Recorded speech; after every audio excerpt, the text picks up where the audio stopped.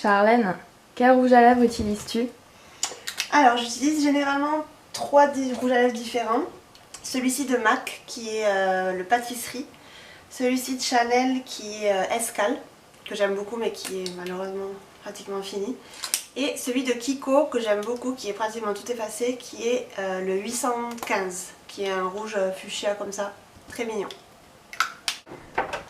Charlène, quel déodorant utilises-tu pour ne pas mourir dans la chaleur de Osaka? Alors tout l'été j'ai utilisé celui-là de Narta, on dirait une pub mais bon.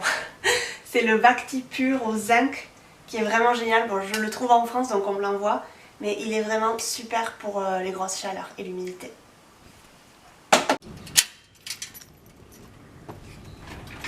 Charlène, quelle nouvelle langue aimerais-tu apprendre? La prochaine langue que j'aimerais apprendre ce sera l'allemand. Charlène, ne te sens-tu pas trop seule loin de ta famille et de tes amis?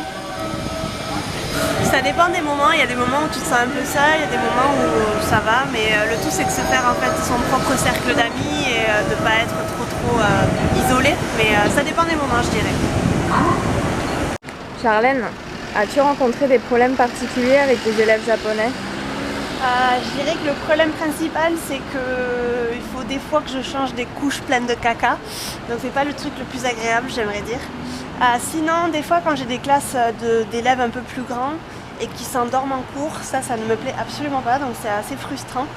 Le truc c'est que c'est un peu compliqué de dire quelque chose parce qu'au Japon c'est considéré comme, pas considéré comme normal mais c'est accepté, parce que ça veut dire que l'élève a fourni un gros effort et qu'il a vraiment fait de son mieux, etc. Et donc il est fatigué, donc il s'endort. Mais c'est vrai que dans notre culture, c'est un petit peu synonyme d'être feignant, etc. Donc ouais, je dirais que c'est un des problèmes, c'est pas vraiment un problème, mais une des choses qui m'énerve un petit peu avec mes élèves un peu plus grands. Charlène, Ouais. aimes-tu les mangas et les animés? Non. Alors pas du tout, franchement c'est pas quelque chose que... Ouais, c'est pas quelque chose que j'aime particulièrement. Je sais que beaucoup de gens pourraient penser qu'en vivant au Japon, j'aime ça, mais non, franchement, c'est pas trop mon truc. Taka, ils aiment bien, ouais. Quelques mangas. Il en lit de temps en temps, mais moi, c'est pas trop ma tasse de thé. Hein. Pardon. Charlène, comment as-tu déménagé toutes tes affaires au Japon? Est-ce que tu as pris tout ce que tu avais?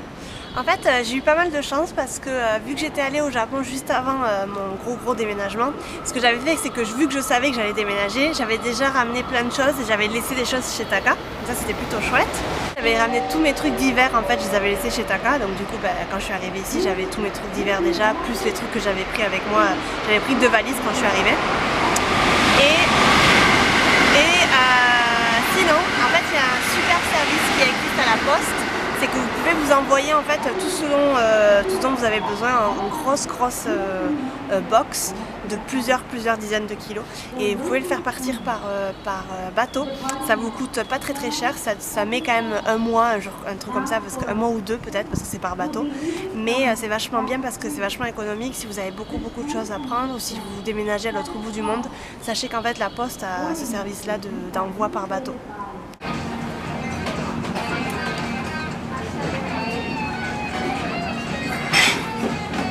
Charlène, vu que Taka a des tatouages, est-ce que c'est pas un problème pour lui de rentrer dans des zones saines? En fait, bon, c'est vrai que les tatouages sont assez mal vus au Japon parce que ça fait penser à la mafia, etc.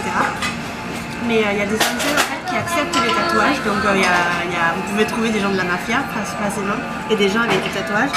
Sinon, dans les zones saines qui n'acceptent pas les tatouages, ce qui est très facile en fait, c'est de se mettre un genre de sparadrap ou un genre de pansement qui cache en fait le tatouage, et il n'y a aucun problème avec ça, vous pouvez rentrer complètement tranquillement. Charlène, est-ce que tu aimerais que Taka apprenne le français?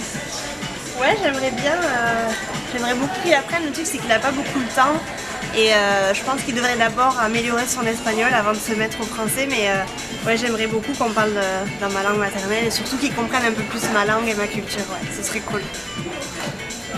Charlène, es-tu déjà allée en France avec Taka? Oui, on est allé en France une fois seulement ensemble, ça va faire 2 ans. On a fêté Noël en famille en fait. Et bon, il a vu que Toulouse, mais il a beaucoup aimé la ville.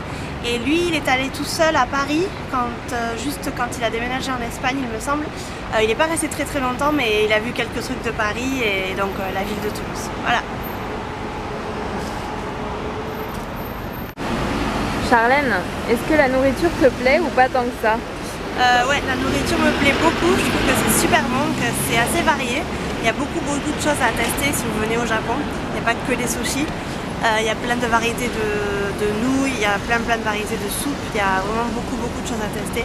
Et pour moi, c'est vraiment le paradis ici, niveau bouffe. J'adore.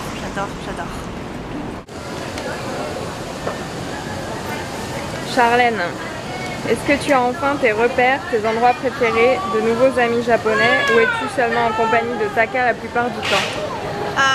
Je dirais que j'ai trouvé vraiment mon petit cocon avec mes amis. J'ai pris beaucoup de mes repères en fait en choisissant mes endroits préférés à Osaka et puis aussi à côté de chez moi. Et pour moi c'était vachement important de faire ça parce que je voulais pas tout le temps complètement dépendre de Taka et être tout le temps avec lui parce que je voulais vraiment me faire mon groupe d'amis, trouver mes endroits préférés et avoir un petit peu mes endroits secrets là où j'y vais que moi.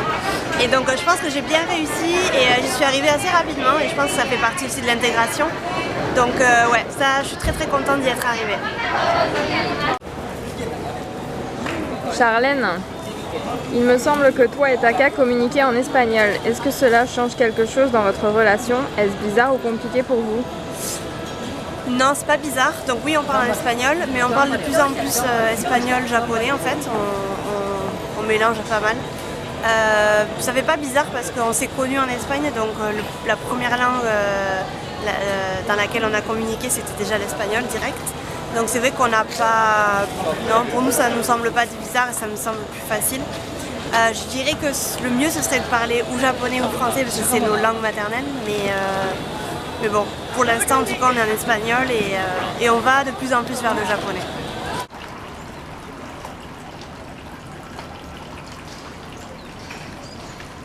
Charlène, est-ce que les gens voient votre couple avec Taka d'un bon œil? Je dirais que oui. Je pense que oui. En fait, je sais qu'il y a certains couples dont les familles ont un petit peu de mal à accepter qu'il y ait un étranger en fait dans le couple. Mais pour nous, en fait, il n'y a pas eu de souci niveau famille et niveau amis non plus. Il n'y a vraiment eu aucun problème. Je pense que dans la rue, les gens sont curieux et ça les amuse. Mais on n'a jamais ressenti en tout cas de racisme ou quoi que ce soit envers notre couple. Charlène, est-ce que c'est facile de trouver du travail au Japon? Alors pour moi, je vais parler pour moi pour l'enseignement, ça m'a pas été compliqué du tout. En fait, j'ai trouvé du travail le premier mois, donc ça a été assez facile. Généralement, en fait, pour les enseignants, c'est quelque chose d'assez simple, c'est pas trop compliqué. Pour tout ce qui est du reste, en fait, ça dépend vraiment du secteur d'activité, mais en fait, ils recherchent beaucoup d'étrangers pour être enseignants, donc je dirais que c'est pas trop compliqué. Charlène, as-tu un jour l'intention de venir en France faire un meet-up? Si oui, quand? Oui, donc je l'ai déjà annoncé, je crois, sur Snapchat il y a quelques jours. Je vais venir en France en décembre, donc d'ici 3 mois à peu près. Et je planifie donc de faire un meet-up à Toulouse, parce que vous savez que je suis originaire de Toulouse. Et si j'ai le temps, j'aimerais beaucoup faire un meet-up à Paris, parce que je vais y aller quelques jours. Par contre, je ne sais pas du tout si j'aurai le temps, si ça va être bon avec vos horaires, etc. parce que j'y vais pas du tout en week-end. En tout cas, juste avant de partir en France, j'organiserai tout ça et je vous tiendrai au courant, ne vous inquiétez pas.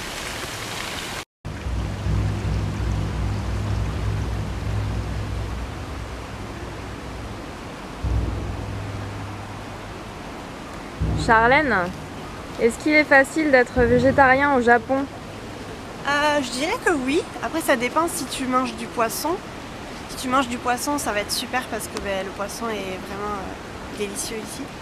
Mais si tu manges ni poisson ni viande, je dirais que c'est pas trop compliqué parce qu'en fait, il y a énormément de variétés niveau légumes. Le riz, forcément, le riz et les nouilles qu'il y a, etc. Tu peux carrément être végétarien au Japon. Il y a beaucoup de variétés aussi de tempura avec des légumes. Donc je pense que si tu viens au Japon et tu es végétarien, je pense que tu vas t'éclater. Après le poisson, c'est vrai que c'est une des parties que j'adore au Japon. Et la viande aussi est très très tendre. Donc c'est dommage, mais en tout cas, tu n'auras pas vraiment de soucis à être végétarien au Japon. Charlène, quel est le budget minimum pour visiter le Japon? Alors je dirais que c'est une question un peu compliquée parce que ça dépend en fait de chacun. Moi quand je voyage j'aime bien me faire plaisir, donc je suis assez dépensière. J'aime pas trop me priver. Mais il y a des gens qui vont voyager, qui vont en fait miser sur la nourriture seulement, etc. Moi j'aime bien acheter des trucs vraiment du pays et ramener aussi beaucoup de souvenirs. Donc ça dépend je dirais. Après voilà, si par exemple vous venez avec le GR Pass, donc le pass de transport, je pense que ça vous permet d'économiser une grosse somme d'argent niveau transport. Après il faut savoir que manger sur place c'est pas cher du tout. Vous pouvez vraiment manger tranquillement le midi ou le soir pour moins de 7 euros quoi. Pour 5 euros vous pouvez vraiment vous péter le bide quoi et être vraiment rassasié. Ça dépend de chacun je pense, je peux pas vraiment à dire, mais je pense que si vous prenez peut-être 500 euros, ça dépend le temps que vous restez, mais 500 euros peut-être pour 10 jours, je sais pas, ça me paraît plutôt pas mal. Si vous gaspillez, rien de spécial. Et si vous avez payé l'hôtel, etc. On enlève l'hôtel, l'avion et les transports. Je dirais que les choses les plus chères au Japon, ce sont les transports. Je pense que c'est que les transports en fait, parce que ça revient assez cher, le métro et le train.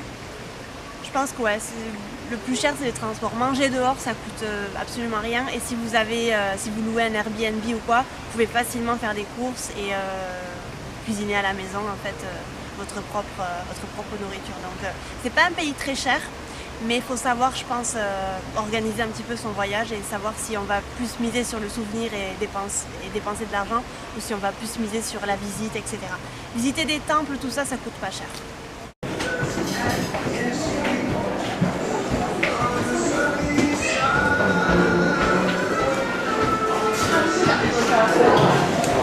Charlène, as-tu une sœur jumelle?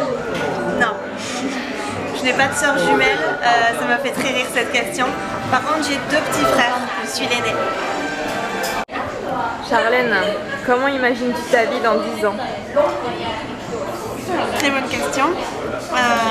J'imagine pas ma vie dans 10 ans en fait.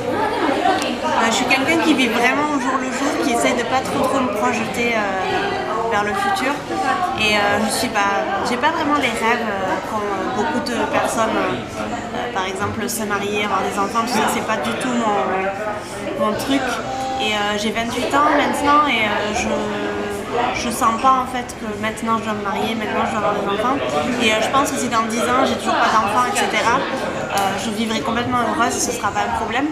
Après je sais pas du tout où je serai, parce que voilà, vous savez que j'adore voyager et que j'ai envie de découvrir plein d'autres endroits. Donc c'est une question un peu compliquée et je ne sais pas. Je ne peux pas vous dire je me vois mariée avec des enfants parce que c'est pas vrai. Donc si ça arrive, bah oui, je le prendrai, j'accepterai.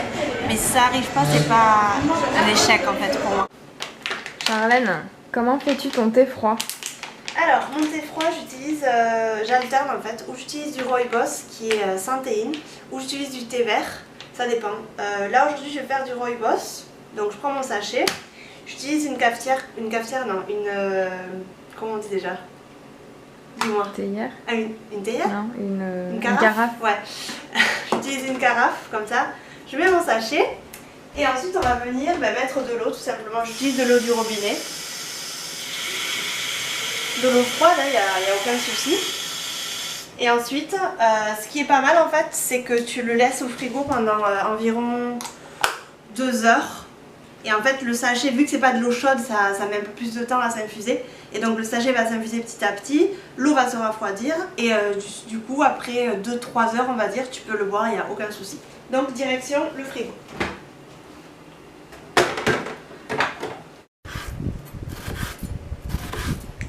Charlène, comment sont perçus les Français au Japon?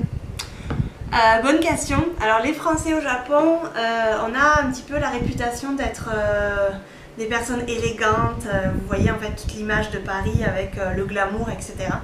Je dirais que on passe assez bien quand on dit qu'on est français. C'est tout de suite les gens, c'est ah Paris, Paris, Paris. Donc pour eux la France c'est 2 choses, Paris et le Mont Saint-Michel. Donc on se demande pourquoi, mais en fait tous ceux qui sont allés en France, ils sont allés à Paris et au Mont-Saint-Michel. Donc voilà. Et puis quand on dit quand on est de la France, c'est tout de suite oh c'est glamour et oh les femmes vous êtes belles, vous êtes élégantes et vous avez beaucoup de classe. Donc c'est vrai que ça fait bien pour chercher du travail. C'est vrai que c'est un petit avantage, je dirais. Après, écouter toute la journée qu'on est les plus glamour du monde et que notre nourriture c'est la meilleure au monde, tout ça, c'est un petit peu fatigant parce que bon, c'est un peu trop de compliments quoi, à la fois. Mais en tout cas, l'image est très très positive. La nourriture française est très très positive. Enfin, ils aiment énormément ça. Les restos français sont toujours assez comment on dit, fréquentés quoi. Mais ouais, je dirais que l'image est très très positive et il faut savoir en jouer un petit peu, je dirais, au quotidien.